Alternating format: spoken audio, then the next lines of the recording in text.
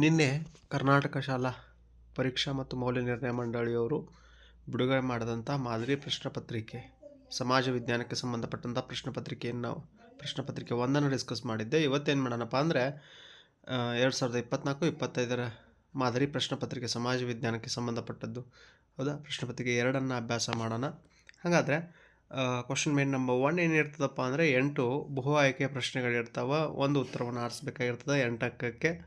ಅಂದರೆ ಏನಪ್ಪ ಅಂದರೆ ಮಲ್ಟಿಪಲ್ ಚಾಯ್ಸ್ ಕ್ವಶನ್ಸು. ಹಂಗಾರೆ ಫಸ್ಟ್ ಕ್ವಶನ್, ರೈತವಾರಿ ಪದ್ಧತಿಯನ್ನು ಜಾರಿಗೆ ತಂದವರು ಅಲೆಕ್ಸಾಂಡರ್ ರೀಡೋ, ಕಾರ್ನ್ವಾಲಿಸೋ, ಜೇಮ್ಸ್ ಥಾಮ್ಸನ್ನು, ಏನಪ್ಪ ಅಂದರೆ RM ಬರ್ಡ್. ಹಾಗಾದ್ರೆ ಇದಕ್ಕೆ ಸರಿಯಾದ ಉತ್ತರ ಯಾವುದಪ್ಪ ಅಂದರೆ ಆಪ್ಷನ್ ಎ, ಅಲೆಕ್ಸಾಂಡರ್ ರೀಡ್.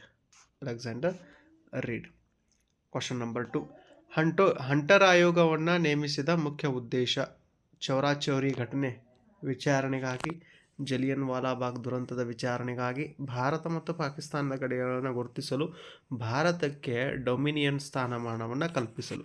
ಹಾಗಾದರೆ ಹಂಟರ್ ಆಯೋಗವನ್ನು ನೇಮಿಸಿದಂಥ ಮುಖ್ಯ ಉದ್ದೇಶ ಏನಪ್ಪ ಅಂದರೆ ಆಪ್ಷನ್ ಬಿ, ಜಲಿಯನ್ ವಾಲಾಬಾಗ್ ದುರಂತದ ವಿಚಾರಣೆಗಾಗಿ. ಇನ್ನು ಕ್ವಶನ್ ನಂಬರ್ 3, ಪೆಟ್ರೋಲಿಯಂ ಅನ್ನು ದ್ರವರೂಪದ ಚಿನ್ನ ಎನ್ನುವರು ಏಕೆಂದರೆ ಇದು, ಹೌದಾ? ಎ, ಬಹುಪಯೋಗಿ ಶಕ್ತಿ ಸಂಪನ್ಮೂಲ, ಬಿ, ಹೆಚ್ಚು ರಫ್ತು ಮಾಡಲ್ಪಡುತ್ತದೆ, ಸಿ, ಹೆಚ್ಚು ಕಲಬೆರಕೆ ಇರುವ ಸಂಪನ್ಮೂಲ, ಡಿ, ಯುದ್ಧ ಮತ್ತು ಶಾಂತಿ ಕಾಲಗಳಲ್ಲಿ ಬಳಕೆಯಾಗುತ್ತದೆ.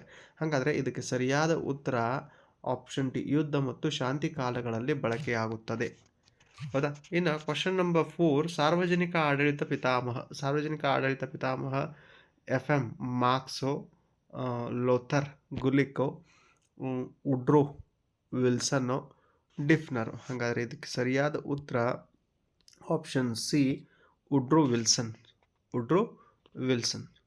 ಇನ್ನು ಕ್ವಶನ್ ನಂಬರ್ 5, ಅಸ್ಪೃಶ್ಯತೆ ಆಚರಣೆಯನ್ನು ನಿಷೇಧಿಸಿರುವ ನಮ್ಮ ಸಂವಿಧಾನದ ವಿಧಿ, ಹೌದಾ?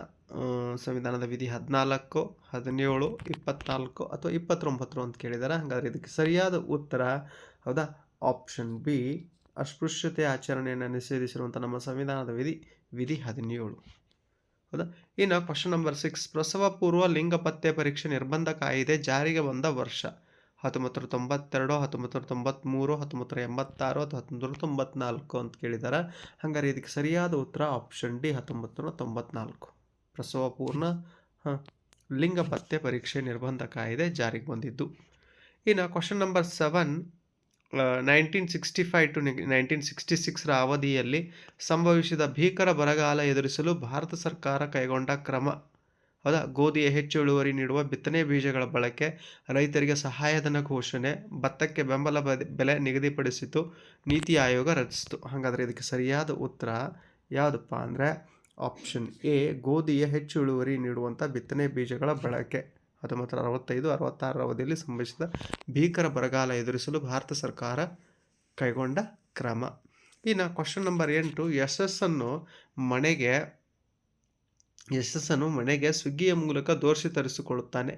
ಈತ ಬಳಸಿದ ವ್ಯಾಪಾರದ ವಿಧಾನ ಸಗಟು ವ್ಯಾಪಾರ, ಆಮದು, ಟೆಲಿಶಾಪಿಂಗ್, ರಫ್ತು. ಹಾಗಾದ್ರೆ ಇದಕ್ಕೆ ಸರಿಯಾದ ಉತ್ತರ ಯಾವುದಪ್ಪ ಅಂದರೆ option C,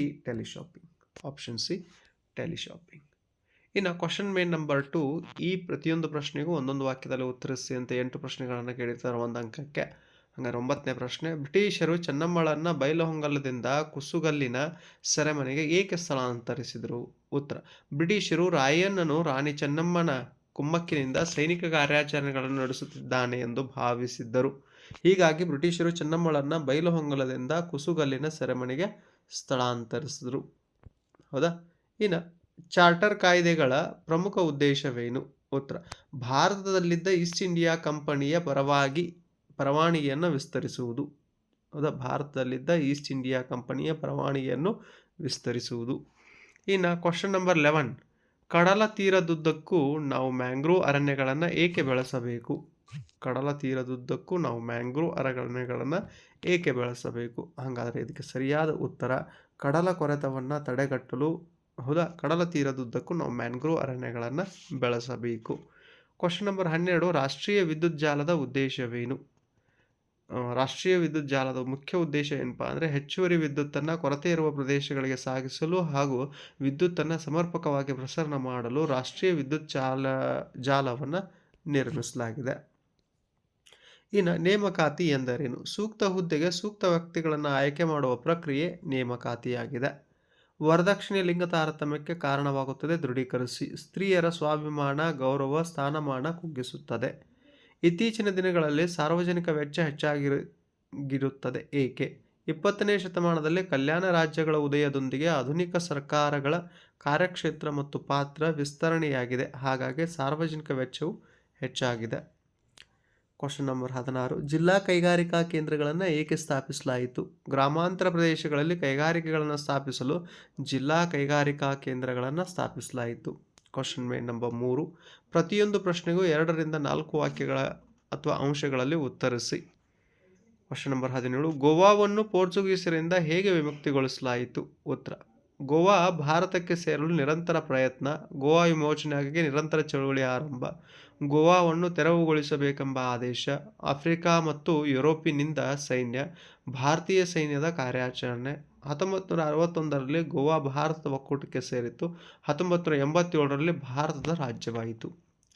question number 18. Fascist ವಾದದ ಲಕ್ಷಣಗಳೇನು?